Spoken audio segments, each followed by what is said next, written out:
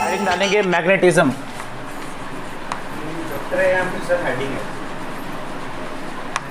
इसके आगे लिख दो chapter number 4 moving charges and magnetism. इसके आगे लिख दो chapter number 4 moving charges and magnetism. Moving charges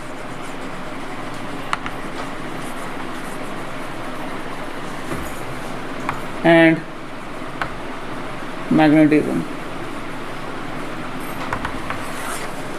moving charges and magnetism, बिल्कुल सही।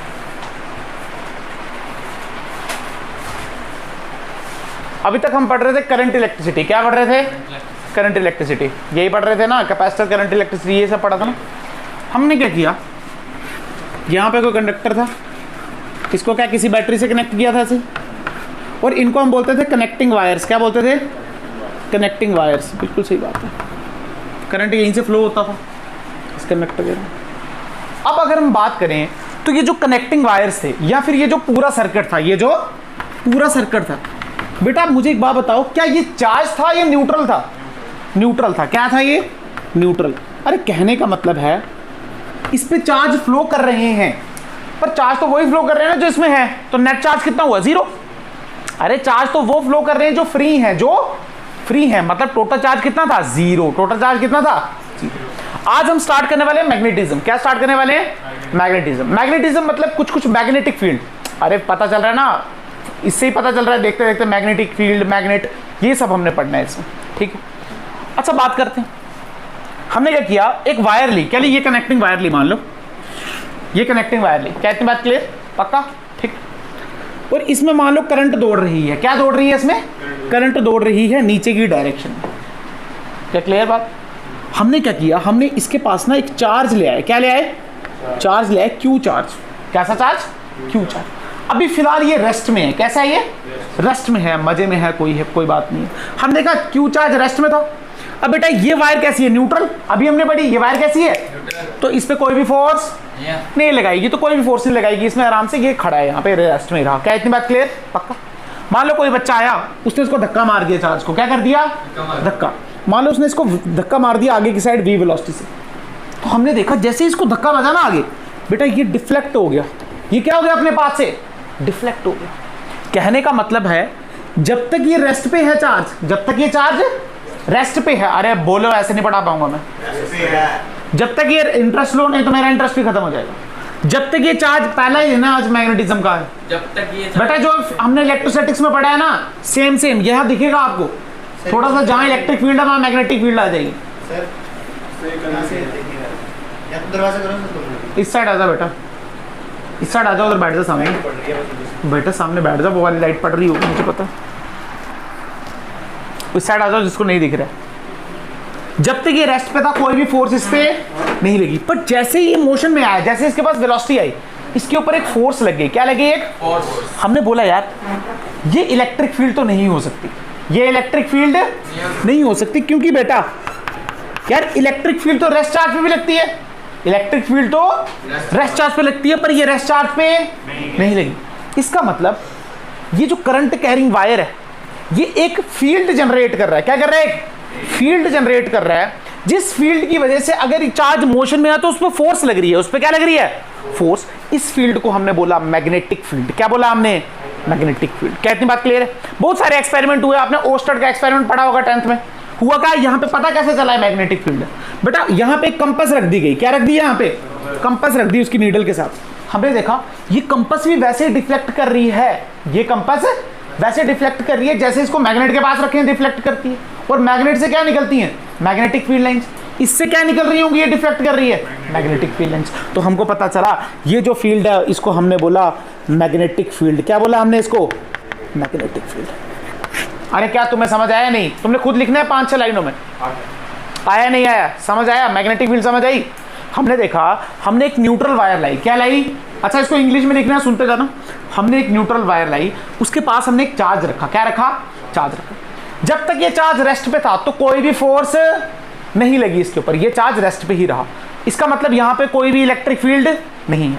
पर जैसे ही इसको हमने थोड़ी सी वेलोसिटी दी तो ये डिफ्लेक्ट कर गया। क्या कर गया? ये डिफ्लेक्ट कर गया। इसका मतलब जैसे ही ये मोशन में आया इसके ऊपर एक फोर्स लग गई, इसका मतलब ये एक करंट कैरिंग वायर अपने आगे पीछे मैग्नेटिक फील्ड लाइंस लगा रही है, और वो मैग्नेटिक फील्ड जैसे ही इसके कांटेक्ट में आती है मूविंग चार्ज पे, तो इस पे फोर्स लगा देती है। इस पे क्या लगाती है? फोर्स लगा देती है। क्या इतनी बात क्लियर है? पक्का कंसेप्ट समझ आया? हाँ या ना? रेस्ट पे नहीं लगती है मैग्नेटिक फील्ड। आगे पढ़ेंगे धीरे धीरे, पूरा क्लियर करेंगे क्यों नहीं लगती है, क्या हुआ, बट क्या ये बात समझ आई? समझ आया? ये एक्सपेरिमेंटल है सारा डाटा, ये एक्सपेरिमेंट हुआ है, वो ही पढ़ रहे हैं हम, पोस्टर ने किया था ऐसा एक्सपेरिमेंट। क्या क्लियर है बात? पक्का एक बात तुम्हें पता चल गई कि ये इलेक्ट्रिक फील्ड, ये ऐसी फील्ड है जो सिर्फ मूविंग चार्ज पे लगती है। कैसे लगती है? और उसको नाम क्या दिया गया? Magnetic field. अच्छा और बातें सुन लो।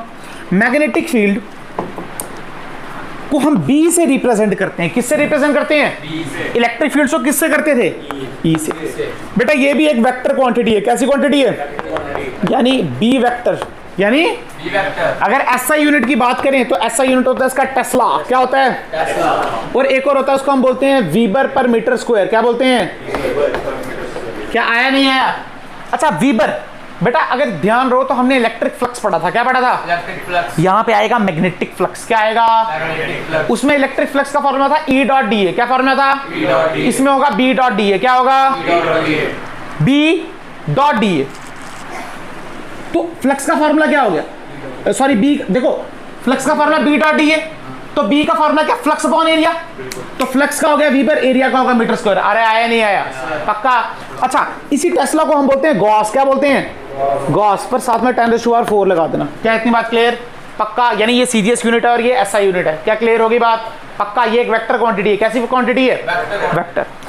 अच्छा पहले लिखने से पहले सुन लो, जो आपका मैग्नेटिज्म है ना, मैग्नेटिज्म ये दो पार्ट में डिवाइड है। किस पार्ट में? सुनते जाना। दो पार्ट में कैसे डिवाइड है? एक पार्ट में कितनी मैग्नेटिक फील्ड है हम इसका कैलकुलेशन करेंगे। क्या करेंगे? मैग्नेटिक फील्ड कितनी है उसका क्या करेंगे? कैलकुलेशन करेंगे। और कैलकुलेशन के लिए हम मदद लेंगे बायो-सैवर्ट लॉ की। किसकी मदद लेंगे? Bio-Savart law. और दूसरा लॉ एम्पेयर सर्कुलर लॉ। दूसरा एम्पेयर सर्कुलर लॉ। क्या इतनी बात क्लियर? कैलकुलेशन करेंगे। फिर हम क्या करेंगे? फोर्स निकालेंगे कि एक चार्ज है, हमने देखा ना यार ये डिफ्लेक्ट हो गया, कितनी फोर्स लग रही है इसके ऊपर। फोर्स आएगी क्यू वी क्रॉस बी। कितनी फोर्स आएगी? Q V cross B. क्या इतनी बात क्लियर? फिर हम क्या करेंगे? आपको पता है अगर चार्ज है इस पे फोर्स लग रही है, तो अगर मैं एक वायर ले लूं, क्या ले लूं बेटा? एक रॉड ले लूं, उस पे भी चार्जेस होते हैं, उस पे भी फोर्स लगेगी। उस पे फोर्स लगेगी आई एल क्रॉस बी। कितनी फोर्स लगेगी?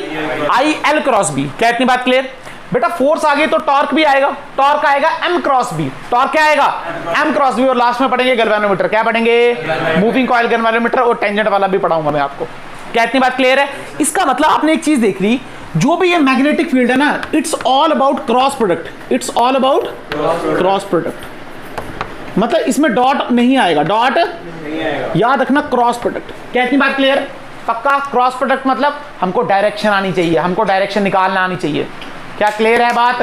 स्क्रू रूल, थंब रूल जो 11th में पढ़ा था सब आएगा यहाँ पे, क्योंकि ये वेक्टर क्वांटिटी है। कैसी क्वांटिटी है?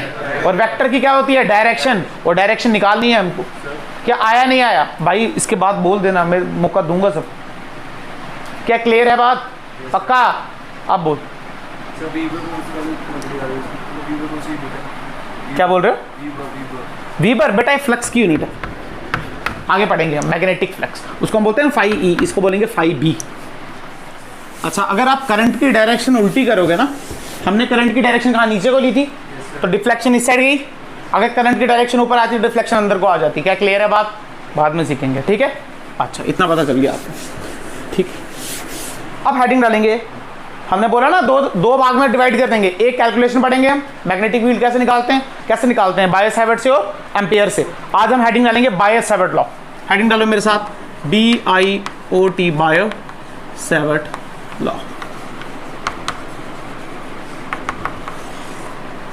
Bio-Savart law. क्या क्लियर है बात? पक्का। यहां पे देखो, मान लो कोई वायर है आपके पास ऐसे, उस पर करंट जा रही है, आई करंट दौड़ रही है इस पर, ठीक।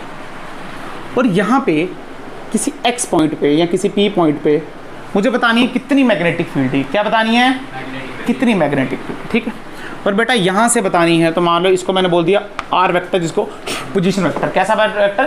Position vector. अरे पता है ना पोजीशन वेक्टर चाहिए होता है हमको, हम क्या करेंगे बेटा, जो बायो-सैवर्ट लॉ है ना, मान लो इसकी लेंथ L है, कितनी लेंथ है इस वायर की, तो L लेंथ के लिए बायो-सैवर्ट लॉ नहीं दिया गया। बायो-सैवर्ट ने जो लॉ दिया वो दिया DL एलिमेंट के लिए। किसके लिए?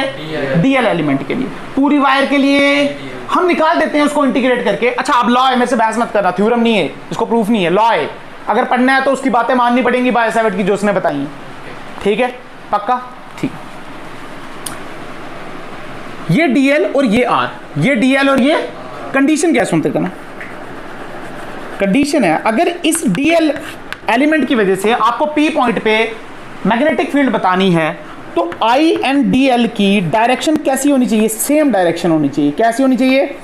Same direction. कहने का मतलब है करंट बेटा अगर ऊपर जा रही थी तो DL की डायरेक्शन भी कैसी होगी? ऊपर। पर अगर करंट नीचे आ रही है तो DL की डायरेक्शन भी कैसी हो जाएगी? नीचे। क्या इतनी बात क्लियर? तो बायो-सैवर्ट ने जो दिया वो दिया dB is equal to mu not upon 4 pi I DL vector cross R vector divided by R mod का cube. This is the law. पहली बात इसको बसाओ। और ये वेक्टर फॉर्म है। कैसी फॉर्म है? Vector form. कैसी फॉर्म है ये? Vector form. क्या इतनी बात क्लियर? पक्का? सुनना अब इसकी स्केलर फॉर्म समझाता हूँ, फिर आपको पता चलेगा कैसे कहाँ से आई है। अगर स्केलर फॉर्म लिखूँ तो ऐसे बताया जाता है बेटा, अगर DL एलिमेंट है तो मैग्नेटिक फील्ड भी छोटी आएगी, जिसको हमने बोला DB। क्या बोला? देखा गया ये जो DB है ना कि डायरेक्टली प्रोपोर्शनल है करंट के। कैसे है? डायरेक्टली प्रोपोर्शनल करंट, मतलब करंट बढ़ाओ तो ये भी बढ़ेगी। दूसरा देखा डायरेक्टली प्रोपोर्शनल है ये DL के। किसके है? DL के। DB डायरेक्टली प्रोपोर्शनल है साइन थीटा के। किसके है? Sine theta. समझाऊंगा, थीटा ये इनके बीच का एंगल। उसके बाद जो DB है वो इनवर्स स्क्वायर लॉ को फॉलो करती है। ये चार चीजें देखी तो जो DB की वैल्यू आई वो आई DB डायरेक्टली प्रोपोर्शनल टू, ये देखो, IDL साइन थीटा बटे R स्क्वायर। क्या इतनी बात क्लियर? पक्का? क्या आया नहीं आया? इतना समझ आया? अच्छा बिल्कुल सही बात है। उसके बाद DB इज इक्वल टू, अब सुनो बेटा, प्रोपोर्शनलिटी का साइन हटता है तो कोई कांस्टेंट आता है। जैसे K कांस्टेंट आता था किसमें? कूलम्स लॉ में। वैल्यू कितनी? 9 × 10⁹ यहाँ पे 1/4 पाई एप्सिलॉन नॉट। यहाँ पे जो कांस्टेंट आया उसको हमने बोला म्यू नॉट अपॉन 4 पाई। क्या बोला बेटा? Mu naught upon 5। उसमें क्या आएगा? 1/4 पाई एप्सिलॉन नॉट। इसमें क्या आया? म्यू नॉट अपॉन 4 पाई IDL साइन थीटा बटे R स्क्वायर। और ये है बेटा स्केलर फॉर्म। कैसी है ये? Scalar form. इसमें डायरेक्शन का पता नहीं चलता, पर इसमें डायरेक्शन का पता। क्यों? डायरेक्शन देखो कहां से मिलेगी? DL से R जाओ, DL से R जाओ, ऐसे करके जाते हैं ना, जैसे भी जाएंगे। क्या इतनी बात क्लियर? पक्का? यहां पे आया बायो-सैवर्ट लॉ। फिर से बायो-सैवर्ट ने बताया पूरी लेंथ की कितनी मैग्नेटिक फील्ड बता रही है हम बता नहीं सकते, पर हम छोटा DL एलिमेंट लेंगे करंट की डायरेक्शन में, उसकी वजह से मैग्नेटिक फील्ड बताएंगे। हाँ पूरी बताएंगे यार, इसको इंटीग्रेट कर दो, क्या पूरी आ जाएगी? हाँ, पर डायरेक्ट बता। क्या क्लियर है बात? ये लॉ है, याद होना चाहिए। लॉ है कैसा? याद होना चाहिए। क्या इतनी बात क्लियर? पक्का? गारंटी? अरे आया नहीं आया? हाँ या ना? हाँ जी। बेसिकली ये याद रखना आप, ये भी याद रखना चाहिए, ऐसी बात नहीं। उतारें, जल्दी उतारे उसको। अच्छा एक बात और साथ में, कंडीशन ये, दूसरी कंडीशन लिख दो, theta angle between DL and R। Theta is the angle between DL element and R। इन दोनों के बीच का एंगल है थीटा। क्या ये बात याद रहेगी? थीटा अपनी मर्जी से हमेशा इन दोनों के बीच में से, ये देखो DL एलिमेंट ये और R ये, DL एलिमेंट ये, R ये। Theta is the angle between DL element and position vector. Clear होगी बात? पक्का? और अच्छा R वेक्टर का हेड वहां होना चाहिए, ये देखो ये जो हेड ये वहां होना चाहिए जहां पे हमको क्या निकालनी है? Magnetic field. छोटी छोटी बातें आपको पता है पहले। उतारें।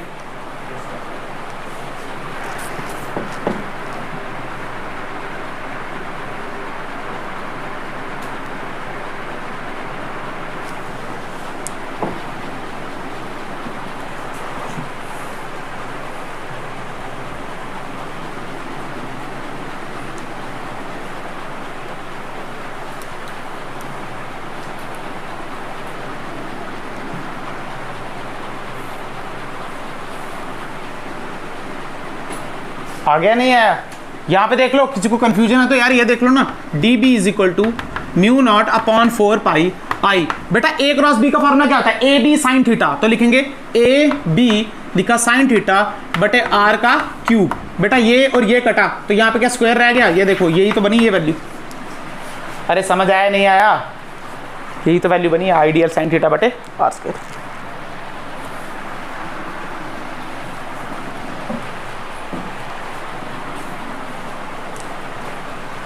क्या वो समझ आया पक्का? अच्छा अब सुनो, म्यू नॉट अपॉन 4 पाई, बेटा इसकी वैल्यू होती है 10⁻⁻7। कितनी वैल्यू होती है याद रखनी है आपको। जैसे 1/4 पाई एप्सिलॉन नॉट की वैल्यू क्या होती है 9 × 10⁻⁹ कितनी होती है न्यूटन मीटर स्क्वायर पर कूलम स्क्वायर। तो इसके भी कुछ यूनिट्स आते होंगे नहीं आते होंगे, तो आपने कल मेरे लिए यूनिट्स लिख के लाने। अरे इस फॉर्मूले से निकाल सकते हो ना, म्यू नॉट को यहाँ रहने दो, 4 पाई के तो कोई यूनिट्स नहीं होते, म्यू नॉट के यूनिट्स होते हैं ना। इस म्यू नॉट को हम बोलते हैं परमेबिलिटी। क्या बोलते हैं? Permeability of free space. जैसे एप्सिलॉन नॉट को हम क्या बोलते थे परमिटिविटी, इसको हम बोलेंगे परमेबिलिटी। ये भी पढ़ेंगे पूरा रिलेटिव परमेबिलिटी क्या होती है, बट आपने म्यू नॉट की यूनिट पता करके आने कल। क्लियर है? वैल्यू मैंने बता दी 10⁻⁻7 होती है। अच्छा सिर्फ म्यू नॉट की वैल्यू चाहिए तो क्या ऐसे लिख सकते हैं, mu not is equal to 4 pi × 10⁻⁻7। ये भी याद रखना।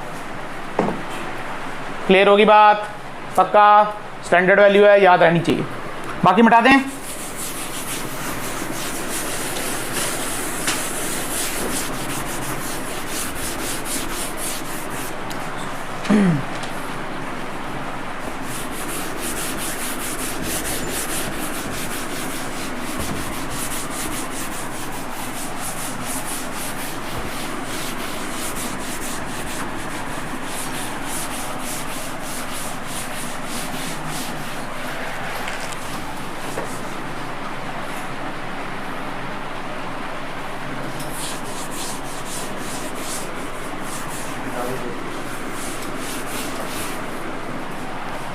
चलो हेडिंग डालो, डायरेक्शन। हेडिंग डालो डायरेक्शन। 4-5 क्वेश्चन करते हैं, आपको डायरेक्शन निकालना सिखाएंगे। हालांकि आनी चाहिए, 11th में पढ़ी है, पर फिर से हेडिंग डालेंगे डायरेक्शन कैसे ढूंढनी है हमने। सबको पता है डायरेक्शन कैसे मिलेगी, DL क्रॉस R करके। कैसे मिलेगी? DL क्रॉस R करके। क्लियर है? डायरेक्शन से पहले आपको 2 चीजें पता होनी चाहिए। अगर मैं कहीं लिख रहा हूँ क्रॉस और कहीं लिख रहा हूँ डॉट, तो बेटा क्रॉस का मतलब होता है इनवर्ड्स। क्या मतलब होता है? इनवर्ड्स। और इसका मतलब आउटवर्ड्स। तो इमेजिनेशन पावर आपकी अच्छी होनी चाहिए, हालांकि बहुत बार पहले भी पढ़ चुके हैं, पर चलो। पहला क्वेश्चन क्या, आपको डायरेक्शन बतानी है। सिंपल दे रहे हैं पहले। ये है क्रॉस और यहाँ बताने हैं आपको, ये है डॉट, ये पॉइंट P है, यहाँ पे फील्ड बतानी है। और दूसरा ये है डॉट, यहाँ P। पहले ये 2 क्वेश्चन करते हैं सिंपल। सुनो बेटा, ये क्या है? क्रॉस। ये क्या है? क्रॉस। बेटा क्रॉस का मतलब है जो करंट है ना वो इनवर्ड्स है। कैसी है? अच्छा, पर हमको तो जो एंगल देखना है वो DL और R के बीच देखना है, बट हमको पता है जो करंट की डायरेक्शन क्या है वो DL की डायरेक्शन, तो DL से R जाएंगे। ठीक है। अच्छा ये इनवर्स, तो आपको आता है ना राइट हैंड रूल वगैरह आते हैं नहीं आते हैं? वेक्टर के DL क्रॉस का R करना आता है? नहीं आता तो सुनो बेटा, पहले अपना हाथ खोलो, सारे हाथ खोलो, सारे छोड़ो, हाथ छोड़ो। मैं बाद में नहीं सिखाऊंगा, बार मैं सिखाऊंगा ही नहीं। राइट जुग वाला नहीं सिखाऊंगा, वो बाद में, वो तो मेरा फेवरेट है, वो सिर्फ मैं करूंगा। ठीक है। राइट हैंड खोला, पक्का? अब राइट हैंड को इनवर्ट्स ले जाओ, ये इनवर्ट्स आ रहा है ना, इनवर्ट्स लेके, पक्का? ठीक है। बट बेटा हमको क्या P पॉइंट पे निकालनी है? किस पे निकालनी है? P पॉइंट पे। अच्छा, इसका मतलब फील करो, इसका मतलब I अंदर है तो DL भी अंदर है, पर DL से क्या R की तरफ जाना है? तो बेटा आप फील कर, DL से R इस साइड तो जा नहीं सकते, पर R तो इस साइड है ना यार, तो इसको क्या ऐसे करके घुमा देंगे, तो DL से R इधर, ये देखो DL से R की तरफ जा रहे हैं, तो थंब कहाँ पॉइंट कर रहा है? क्या नीचे? वही डायरेक्शन है मैग्नेटिक फील्ड की। अरे तुम्हें आई या नहीं आई? फिर से देखो, DL अंदर, R इस साइड तो है नहीं, R उस साइड है, तो R की तरफ जाओ। ये देखो, ये तो अभी भी अंदर है ना, और फिर इसकी तरफ जाओ, R की तरफ, इधर से इधर। थंब कहाँ पॉइंट कर रहा है? नीचे। तो मैग्नेटिक फील्ड कहाँ है इसमें? नीचे। क्या तुम्हें समझ आया? एन से नॉर्थ नहीं बनाया, एन से नीचे है। क्या है ये? नीचे। नीच नहीं पढ़ना इसको, ठीक है, दूसरा करें, दूसरा करें। अरे अच्छे क्वेश्चन है ये, मैं सीधे आपको डॉट और क्रॉस वाले पर पढ़ा रहा हूँ। सुनो सुनो, यहाँ पे देखो, इसको क्या बाहर रखना पड़ेगा, मतलब डीएल बाहर है। अच्छा डीएल बाहर है, ऐसे करके डीएल रखो, पर जाना क्या इसी साइड है, तो सही खोला है हमने, तो इस साइड जाओ। क्या ऊपर, तो बिल्कुल इधर से कैसे ऊपर, और आना भी चाहिए था यार। अगर क्रॉस नीचे आ रहा है तो डॉट ऊपर ही जाएगा। सही बात। अबे तुम्हें आया नहीं आया, बढ़िया समझ आया। ठीक है, कोई बात नहीं, कोई बात नहीं, कोई बात नहीं, कोई बात नहीं, और करेंगे, कोई बात नहीं, टेंशन मत लो। मान लो ये है, ये सिंपल, यहाँ पे करंट फ्लो कर रही है ऐसे, और आपको इस पी पॉइंट पे बताना है मुझे डायरेक्शन। ठीक है, सिंपल, ऐसे ऊपर जा रही है, तो डीएल क्या ऊपर, डीएल ऊपर, तो डीएल ऊपर, तो हाथ ऐसे रख दिया। बट यार फील करो, हमको तो इस साइड जाना है, तो हाथ को क्या घुमा ले, इस साइड थोड़ी जाना है, हमको तो इस साइड जाना है ना, तो हाथ को क्या करते हैं, घुमा लेते हैं। अब ये डीएल और आर इस तरफ, तो डीएल से आर, तो ये क्या अंदर जा रहा है, अरे जा रहा है, नहीं जा रहा है, तो इधर क्या लिखेंगे, इनवर्स। तो इनवर्स के लिए हम क्या होता है, क्रॉस अंदर। अरे तुम्हें आया नहीं आया, पक्का फोर्थ वाला देखो, शर्म आ रही है मुझे ये कराते। चलो, इसमें करंट नीचे, पॉइंट ये, इसका मतलब अब डीएल क्या नीचे होगा, डीएल नीचे। अच्छा, और जाना इसी साइड है, जाना इसी साइड है, बाहर, ये थंब कहाँ जा रहा है, बाहर, बाहर। अरे कर पाए हो तुम लोग, हाँ या ना, चलो ये लो फिफ्थ वाला, ये क्रॉस और ये। अच्छा एक बात तो मेरे याद रखना, मैं बताना भूल गया, हालांकि तुम्हें बताना नहीं चाहिए, जब भी डीएल क्रॉस आर करेंगे तो जो भी आंसर आएगा, जो भी आंसर आएगा वो भी 90 डिग्री बनाएगा दोनों से। अरे पता है ना, अगर मैं ऐसे करता हूं ए वेक्टर क्रॉस बी वेक्टर, तो आंसर आएगा अगर सी वेक्टर, तो सी वेक्टर बी से भी और ए से भी क्या बनाएगा, 90 डिग्री। अरे वेक्टर का वेक्टर में पढ़ते हैं हम इसको 11th में, क्लियर है, याद रखना। अच्छा इसका आंसर बताओ मुझे, जल्दी बताओ, मैंने बताऊंगा, खुद बताओ। वायर कहां जा रही है, अंदर या बाहर, अंदर, कर दो अंदर, कर दो अंदर। अच्छा अब अंदर से क्या यहां जाना है, तो ऐसे करेंगे। अरे इसी साइड तो खोले है ना, थंब कहां है, ध्यान से देखो, थंब कहां है, नॉर्थ और इसकी वाली साइड है, डायगोनल है, नॉर्थ ईस्ट।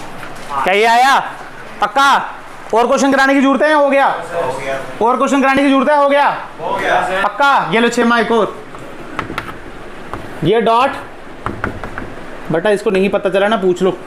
नहीं, अच्छा डॉट मतलब क्या, बाहर, तो ये बाहर ऐसे, और बाहर आर यहाँ, तो अब ये कहाँ जा रहा है, ऐसे जाएगा, साउथ वेस्ट जाएगा, ऐसे जाएगा, साउथ वेस्ट जाएगा, डिंगा। हम देख अपने, ये देखो ये कहाँ है, ये बाहर, और ये आर, ये देखो, देखो ना, फील करो, ये वायर ऐसे जा रही है बाहर, और इस पॉइंट पे निकालना है, ये बाहर वायर ऐसे इस पॉइंट पे, तो बेटा ये बाहर डीएल ऐसे, तो डीएल से ये ऐसे, हम देखना ना यार आपने, तुम्हें आया या नहीं आया, नहीं आया, डिंगा जाएगा, तो कैसे जाएगा ये, ऐसे जाएगा, कैसे जाएगा जल्दी बताना, फिर से देख लो, तुम फिर से देख लो, ये ऐसे, इसको देखो ऐसे, ये ना, ये ऐसे, ये पॉइंट है, ठीक है, ये पॉइंट, ये बाहर और ये आर, तो ये आर, तो थंब कहाँ जा रहा है, ये उधर ही जाओ, पहले जाओ। अरे तुम्हें आया नहीं आया, आ गया, पक्का, गारंटी। अगर इसकी जगह क्रॉस होता तो फिर आता ना ऐसे नीचे, अगर क्रॉस होता तो इसका मतलब अंदर, अंदर था मतलब, अब इस साइड तो घुमाना पड़ेगा, तो इससे आ जाओ, तो ऐसे, हाँ बिल्कुल। अरे क्लियर है बात, पक्का, चलो मिटा दें इसको, ठीक है। अच्छा ये थोड़ा मुश्किल था, हमने ऐसा नहीं करना है, हम दूसरा मेथड सीखेंगे इसके लिए, ये मुश्किल था, हाँ ये स्टैंडर्ड मेथड है डीएल। अच्छा जिसको आसान लगे वो कर सकता है, ऐसे ही, मैं ऐसे नहीं करता हूँ, मुझे नहीं आता ऐसे मेथड, ये वाला मेथड अच्छा, आपको ऐसा होता नहीं वो नहीं, वो तो यूज ही नहीं होता इसमें, वो तो फ्लेमिंग का रूल है। अच्छा आप सुनो, हमने मैग्नेटिक फील्ड पढ़ ली, बायो सावर्ट लॉ की वजह से आ गई, ठीक है। अब हम क्या करेंगे, जैसे हम उसमें क्या करते थे, इन्फानाइट वायर ले लेते थे, फाइनाइट वायर ले लेते थे, रिंग ले लेते थे, है ना, इसमें भी हम वही करेंगे, रिंग ले लेंगे, टोराइड ले लेंगे, सोनलाइट ले लेंगे, इन्फानाइट वायर ले लेंगे, फाइनाइट ले लेंगे, सेमी इन्फानाइट ले लेंगे। तो आज हेडिंग डालेंगे मैग्नेटिक फील्ड, हेडिंग डालो magnetic field, magnetic field, magnetic field due to finite current carrying wire, magnetic field due to finite current carrying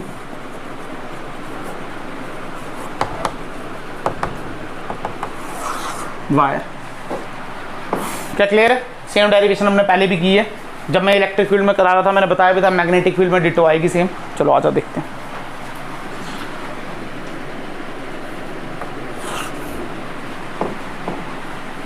sharp का ध्यान यहाँ होना चाहिए। ये मैंने फाइनाइट वायर ले ली जिसकी लेंथ है L। कितनी लेंथ है इसकी? हमको इस P पॉइंट पे क्या बतानी है? Magnetic field. क्या बतानी है? मान लो ये जो दूरी है इस दूरी को मैंने बोला D। कितनी दूरी? D। सबसे पहले हम क्या करते थे आपको पता है, इन दोनों को ज्वाइन करेंगे। क्या करेंगे?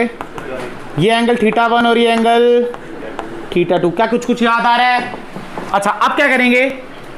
क्या y पे जाके dy एलिमेंट काटेंगे? क्यों? क्योंकि बेटा सब अगर वायर देखो तो इस पॉइंट की दूरी अलग, इस पॉइंट से इस पॉइंट की दूरी अलग, इस पॉइंट की दूरी अलग, इस पॉइंट की दूरी, सबकी दूरी अलग अलग, तो डायरेक्ट कर नहीं सकते, तोड़ के जोड़ना पड़ेगा यानी इंटीग्रेशन करना पड़ेगा। आप सुनो हम क्या करते हैं, y पे जाके हमने एक एलिमेंट काटा dy। क्या एलिमेंट काटा? ये वही dl एलिमेंट है। क्लियर है? ठीक। या फिर आप ऐसे बोल सकते हो थीटा पे जाके d थीटा, थीटा पे जाके d थीटा। अरे बोल सकते हैं नहीं बोल सकते हैं? अगर मैं साइड पे बनाऊं तो कुछ ऐसे बना। ये है वो एलिमेंट जो हमने काटा जिसको हमने बोला dy। इसकी वजह से यहाँ पे ये है हमारा P पॉइंट, ये हमारा D और ये हमारा थीटा। क्या इतनी बात क्लियर? अब सुनना, B एक वेक्टर क्वांटिटी है। कैसी क्वांटिटी है? और वेक्टर क्वांटिटी के कंपोनेंट देखने पड़ते हैं हमको साइन और कॉस वाले, पर वो तब देखते हैं जब डायरेक्शन चेंज हो रही हो। पर जब डायरेक्शन चेंज नहीं हो रही है तब हम देखते हैं, पर हम देखते हैं डायरेक्शन चेंज हो रही है नहीं हो रही। बेटा डीएल एलिमेंट यहाँ, बी यहाँ, तो मैग्नेटिक फील्ड के अंदर। अरे यार ये देखो ना, डीएल से आर जरूर, तो थंब अंदर अंदर। आप यहां से काटो तब भी तो अंदर, आप यहां से काटो तब भी अंदर। मतलब आप जहां मर्जी से काटो मैग्नेटिक फील्ड कहाँ है बेटा? हमेशा अंदर। तो डायरेक्ट करने में कोई बुराई, मतलब कोई कंपोनेंट इसके नहीं लेंगे। अच्छा सुनते जाना बात को। बेटा ये एंगल कितना? 90। ये एंगल कितना? ये थीटा, ये 90, तो ये बेटा 90 माइनस थीटा कितना हुआ? अरे आया नहीं, टोटल 180 होना चाहिए ना। टोटल कितना होना चाहिए? 180। ये 90 माइनस थीटा। अब सुनो, ये टोटल क्या 180 होना चाहिए? ये टोटल कितना होना चाहिए? अगर ये 90 माइनस थीटा, इसको 180 मानना चाहिए, तो ये एंगल कितना हुआ? 90 प्लस थीटा। अरे 90 plus theta plus 90, 180 plus theta minus theta, क्या 180? एंगल कितना है? 90 प्लस थीटा। क्यों किया?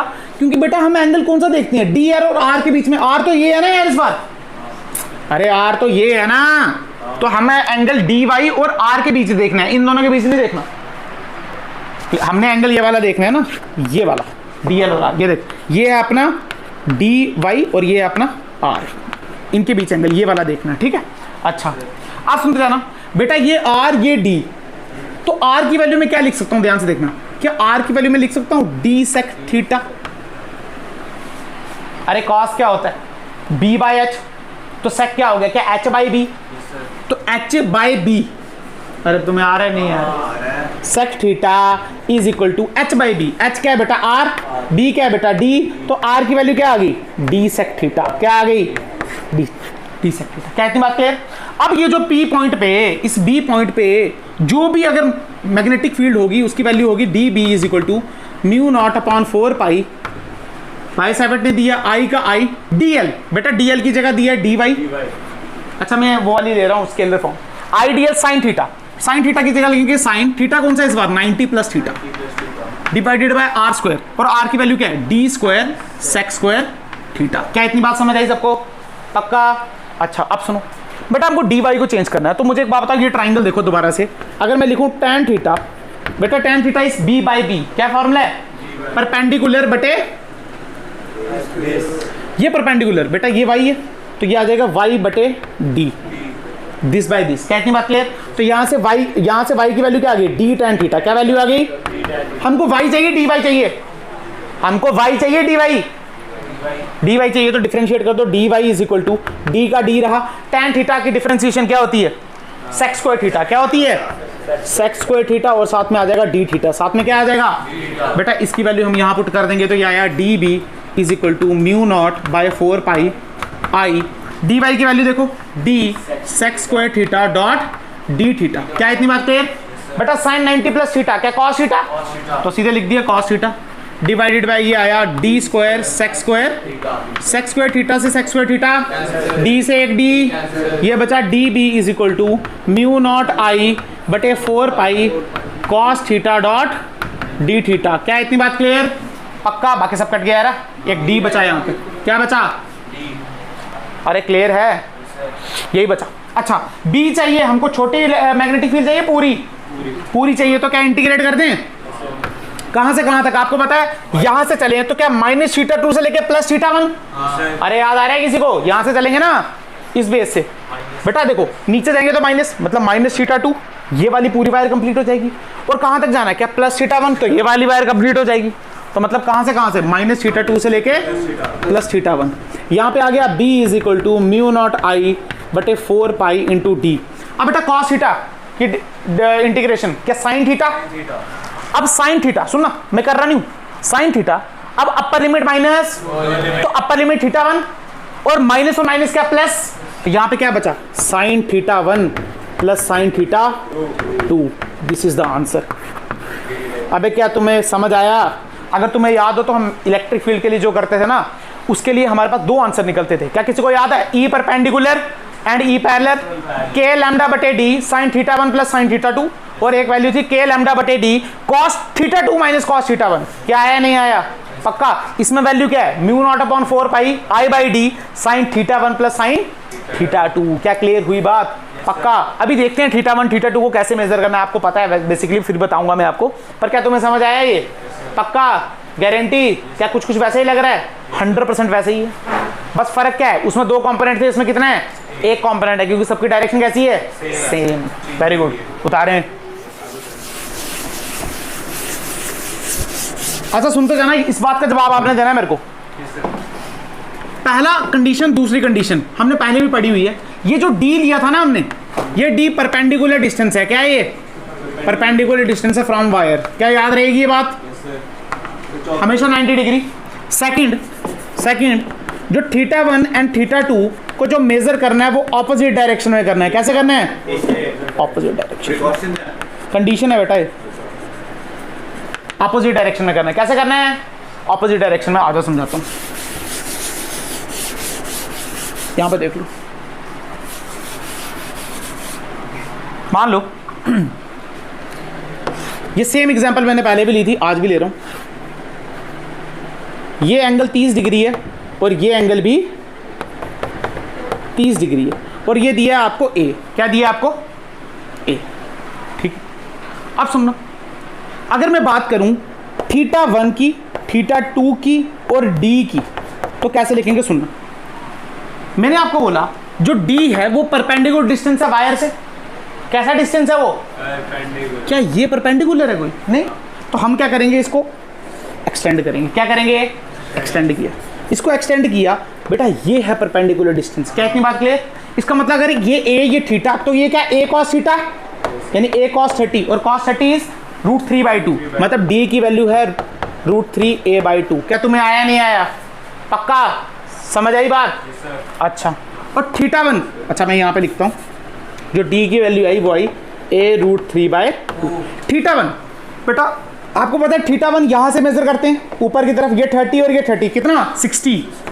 तो थीटा 1 कितना आया? 60। क्या इतनी बात क्लियर? और थीटा 2 कैसे मेजर करते हैं? यहाँ तो उल्टा चलो वायर तक 330 डिग्री, या फिर यहाँ तो ऐसे चलो ना उल्टा नीचे की तरफ, यहाँ तो ऊपर ही चलो 30 डिग्री पर कैसे लगाएंगे? -30 डिग्री। अरे क्लियर है बात? पहले भी पढ़ चुके हैं 100 बार, ये क्लियर होगी बात? पक्का? गारंटी?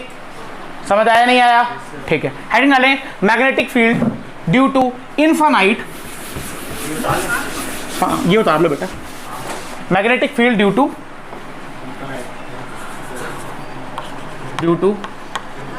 इनफाइनाइट है।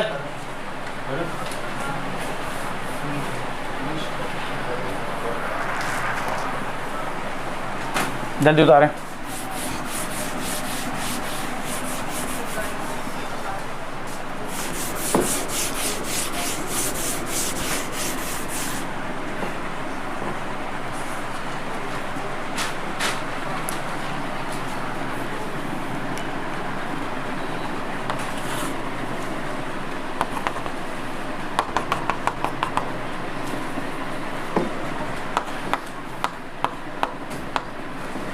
हटा दिया जाए थीटा 2 की क्या वैल्यू आई बटा -30 या 330। अब देखो इन्फानाइट का क्या मतलब है, ये वायर कैसी हो गई है अब इन्फानाइट पे जाए। इसका मतलब अगर यहाँ पे निकालना है, आपको पता है इन्फानाइट के केस में θ1 और θ2 कैसे हो जाएंगे बेटा, सेम हो जाएंगे और किसके बराबर हो जाएंगे 90 डिग्री के बराबर। अरे तुम्हें पता है नहीं, यहाँ इन्फानाइट जाएगा तो टन टन टन टन टन टन टन सीधे आसमान में मतलब 90 डिग्री, और नीचे भी अगर वायर इन्फानाइट जा रही है तो पाताल लोक में ही है done done done done done done 90 degree. क्या क्लियर है? मतलब दोनों एंगल कितने हो गए 90 डिग्री, दोनों एंगल कितने होंगे। तो जो b की वैल्यू कितनी आई थी मुझे बताओ, b की वैल्यू थी μ0/4 पाई I/d, साथ में क्या sin θ1 प्लस sin θ2, sin θ1 यानी sin 90 plus sin 90, sin 90 is 1 plus 1 क्या 2, तो value I b is equal to μ0 2I/4 pi into d. क्या क्लियर है बात? पक्का? अच्छा मैंने 2 से 2 इसलिए नहीं काटा क्योंकि μ0/4 पाई की वैल्यू हमको गिवन है 10⁻⁻7। अगर काट दूंगा तो उसकी वैल्यू पुट नहीं कर सकता, फिर मुझे पुट करनी पड़ेगी μ0 की 4 पाई इंटू 10⁻⁻7। तो क्लियर है, आसान हो जाता तभी मैं काटता, हालांकि कट ठीक है। क्लियर है बात? उसके बाद हेडिंग डाले third, magnetic field due to semi infinite.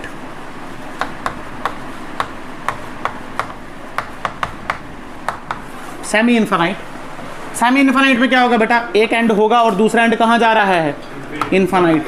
तो फील करो क्या इसमें जो θ1 होगा वो 90 हो जाएगा और θ2 0 हो जाएगा, तो वैल्यु कितनी आ जाएगी बेटा, यहाँ पे 90 यहाँ पे 0, सॉरी यहाँ पे 0 यहाँ पे 90, एक ही बात है 1, मतलब b आ जाएगी μ0/4 पाई I/। क्या क्लियर है बात? समझ आ गया? सब समझ आ गया? गारंटी समझ आया? ठीक है, इसके छोटे छोटे 2 क्वेश्चन करते हैं। हालांकि कल जो हम पढ़ेंगे कल इसी के बहुत सारे क्वेश्चन करेंगे, पर आज सिर्फ मैं 2 क्वेश्चन कराऊंगा। कितने क्वेश्चन कराऊंगा? 2। जल्दी उतारो उसको जल्दी।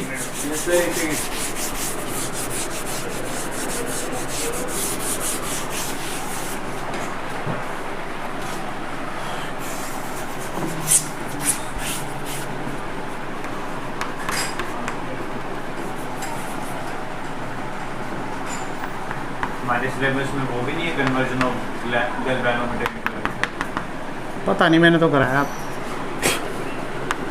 नाम बोलती नहीं है।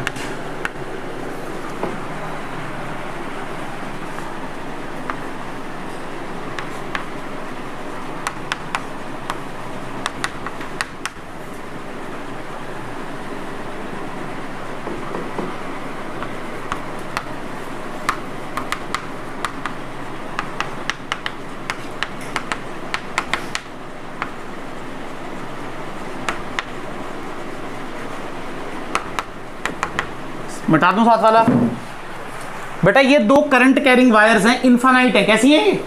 इन्फानाइट। अच्छा क्रॉस का मतलब क्या, अंदर जा रही हैं? आपको बताना है 3 मीटर पे इसके बी पे इसकी वजह से और इसकी वजह से फील्ड कितनी होगी। सिंपल क्वेश्चन है, कॉमन सेंस है, डायरेक्शन अगर इसको आती है निकालना तो जल्दी देखो।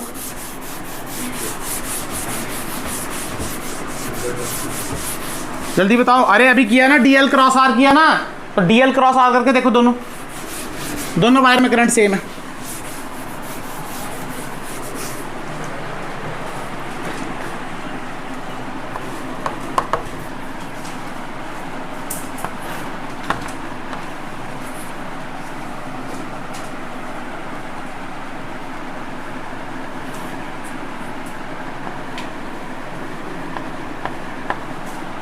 सर वो ज़ूम वाला निकालना है या फिर जो पहले अभी आपने कराया डेरिवेशन वाला? नहीं बेटा, ये सिंपल क्वेश्चन।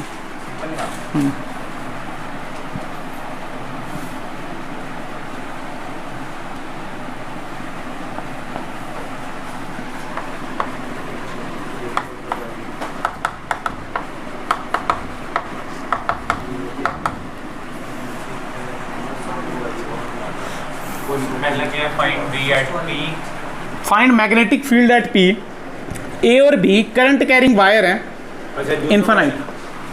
क्या यही है बेटा? अच्छा P, अच्छा ठीक है। अच्छा करें, देखो क्रॉस की वजह से B पे बेटा, क्रॉस का क्या मतलब है कि DL इसका अंदर होगा, DL अंदर, और अंदर DL क्रॉस R करना मतलब इस साइड तो मिलेगा नहीं, क्या इस साइड मिलेगा? अरे क्या इस साइड मिलेगा, तो DL क्रॉस R किया तो थंब कहाँ आया, नीचे, मतलब इसकी वजह से नीचे आई, तो हम लिखेंगे magnetic field due to A। क्या इतनी बात क्लियर, पक्का। अच्छा कुछ भी वैल्यू होगी बाद में देखेंगे, हमको पता है वैल्यू कितनी होगी, हम निकाल सकते हैं, पर चलो। अरे सर इन्फिनिट की वैल्यू देखी ना हमने, 2μ0/4πi/d देखी ना अभी, ठीक है। इसके लिए देख, इसका अंदर बट इसका DL यही मिल गया, तो DL से R, इसका थंब ऊपर, अच्छा मतलब इसके लिए ऊपर, इसको बोलेंगे B ड्यू टू B। बेटा क्या दोनों कैंसिल हो जाएंगी, दोनों क्या हो जाएंगी, तो आंसर कितना आया, 0। कितना आया आंसर, क्योंकि मैंने I भी सेम दिया था ना आपको। क्या क्लियर हो गई बात, पक्का। अच्छा दोनों डॉट होते तब भी क्या होता आंसर, अच्छा यहां 0, यहां 0। अगर मैं पूछूं इन दोनों क्रॉस से आप 4 मीटर ऊपर आओ, कितना आओ सेंटर से, 4 मीटर ऊपर, बेटा क्या यहां पे 0, यहां पे 0 है, कुछ और, कुछ और, ये हम कल सीखेंगे दिखाना। यहां पे तो 0 ना, पर यहां पे कुछ और, ये हम कल सीखेंगे। क्या इतनी बात क्लियर, पक्का, गारंटी। 0 होती है, क्या होती है, कल सीखेंगे, पक्का।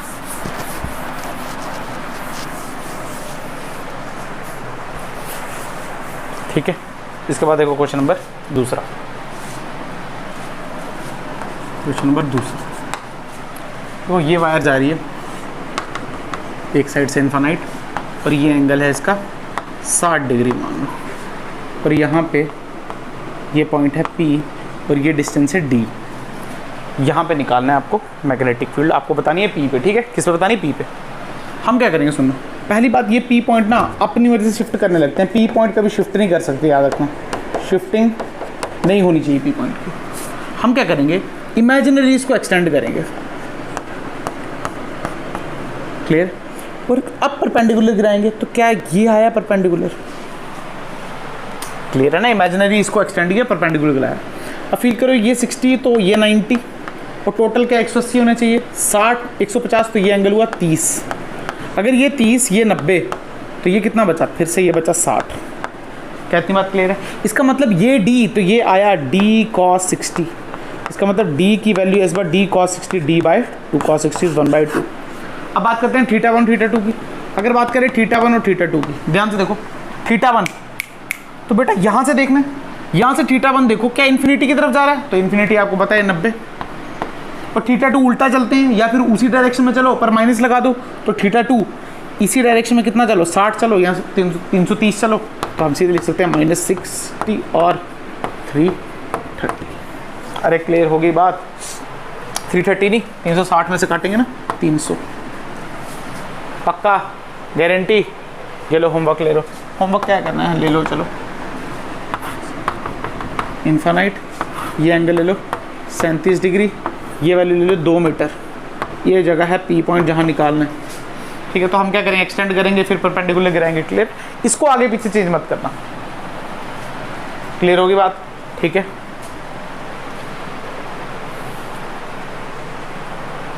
बता दें, इसके बाद हम पढ़ेंगे पाम रूल।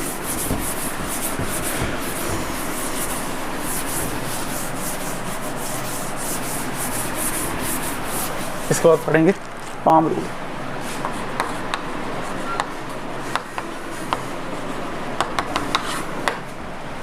पाम रूल क्या होता है, देखिए। फर्स्ट पाम रूल का कंडीशन है क्या, देख लो पाम रूल कैसे लगाते हैं। पाम रूल में जो आपका थंब है वो करंट की डायरेक्शन में होना चाहिए, यानी DL वेक्टर की डायरेक्शन में। फिर आपने फिंगर्स ओपन करनी है अपनी डायरेक्शन में जहाँ पे निकालना है आपको, जो आपको P पॉइंट दिया होगा उस साइड। और जो थंब है,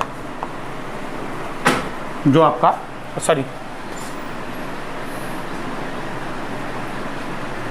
जो आपका पाम है, पाम डायरेक्शन दे देगा आपको। आसान है, देखते हैं ना। क्वेश्चन नंबर फर्स्ट, मान लो यहाँ पे निकालना है, करंट ऐसे बह रही है, P पॉइंट ये है आपका, तो कैसे देखेंगे। सबसे पहले क्या करना है, थंब रखो करंट की डायरेक्शन में, थंब रख दिया, मान लो मुट्ठी बंद, थंब रख दिया। अब फिंगर खोलो डायरेक्शन की तरफ जहाँ P पॉइंट है, तो थंब खोला खोला यहाँ पे देखो ना, थंब रख दिया ना यहाँ पे, फिर अपना ये खोला खोला फिंगर खोली। अब देखो पाम कहाँ, अंदर की तरफ जा रहा है, तो बिल्कुल इनसाइड है, ये आसान होता है उससे, इनसाइड, ठीक है। क्वेश्चन नंबर सेकंड देखते हैं। इस बार करंट नीचे ले आओ, इसी पी पॉइंट पे। अब देखो, अब करंट नीचे, मतलब अब थंब ऊपर ही रख सकते हैं, अब थंब नीचे, थंब रखनी है नीचे, ठीक है, थंब रखा नीचे। अब सुनो, थंब नीचे तो पाम खोलो, तो क्या कुछ ऐसे खुलेगा, तो ये कहाँ आ रहा है, बाहर, मतलब यहाँ पे क्या आ गया, डॉट। क्या क्लियर है, आसान है ये। तीसरा क्वेश्चन देखो, मान लो ये क्रॉस है, ये पी पॉइंट है यहाँ पे, और ये 4 है, ये पी पॉइंट है यहाँ पे। क्वेश्चन नंबर 5 देख लो। अब देखो क्रॉस पी पॉइंट पे, तो सबसे पहले क्या करो, थंब क्रॉस है तो अंदर, थंब अंदर, और थंब अंदर मुंडी पर। अब पी पॉइंट कहाँ है, उस साइड है तो खोल दो फिंगर्स। अब ये कहाँ है, पाम कहाँ है आपका, नीचे, तो यहाँ पे फोर्स लगी नीचे, और आपको पता 90 डिग्री लगती है, वेक्टर प्रोडक्ट है ना, 90 डिग्री लगती है। क्या क्लियर। यहाँ पे देखो, अब थंब कहाँ है, इस जगह पे थंब अंदर था, पर इस जगह पे थंब बाहर आना चाहिए, तो थंब बाहर, फिंगर खोलो। अब पाम कहाँ है, ये देखो फॉर्म ऊपर की तरफ, तो यहाँ से क्या, क्या क्लियर है। यहाँ पे देखो थंब ऐसे रखो, और यहाँ पे देखो पाम खोलो, पाम खोला खोला, पाम के इधर अंदर की तरफ आ रहा है बिल्कुल, तो यहाँ पे क्रॉस अंदर की तरफ। तो क्लियर है बात, पक्का आसान है। ये देखो एक और क्वेश्चन देख लो, क्वेश्चन नंबर 6 देख लो। देखो यहाँ बता दिया ना, यहाँ बताते हैं इस पर। तो देखो थंब रखो, करंट डायरेक्शन में रख लिया, पर इस साइड ना खोलिए फिंगर, फिंगर तो इस साइड खोलिए, तो हम क्या करेंगे, थंब रख दिए यहीं, फिंगर इस साइड खोलिए। अब पाम कहाँ, बाहर की तरफ आ रहा है, तो बाहर की तरफ को क्या बोलते हैं, आउटवर्ड्स यानी डॉट। तो क्लियर है बात, पक्का, ठीक है। तो अभी हम कल क्वेश्चन करेंगे फाइनाइट के, सेमी इन्फानाइट के और इन्फानाइट के, मैग्नेटिक फील्ड के, तो वो पढ़ के आना। बाकी ये ठीक है, क्लियर है, समझ आ गया, आसान था, मुश्किल इसमें कुछ भी नहीं है।